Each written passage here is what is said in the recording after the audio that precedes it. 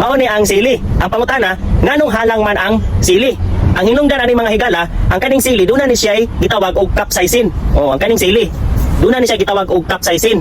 Dayon ang ato ang dila, duna ni siya sensor nga gitawag og TRPV1, transient receptor potential vanilloid 1. Sa dihang mukaon ka og sili, ilaron sa capsaicin ang kanang maong sensor nga TRPV1, transient receptor potential vanilloid 1. Ilaro na sa sili. Once nga mailad na ablihan na, maabli na mugkalit nagkaabli ang kanang TRPV1 kanang nga sensor, maabli na siya kay gilad man sa sa capsaicin sa sili. Mo na igabli ana, muhatag din na siya signal ngadto sa utok nga daw napaso siya. Pero wa good. Kana man kung maong sensor mga kaigalaan nga nasa atong dila nga TRPV1, mao na siya ang mudetect sa init. Panalitan ka na mainom kang kape, init ka kape, ngayon kay bawang kang kape, init.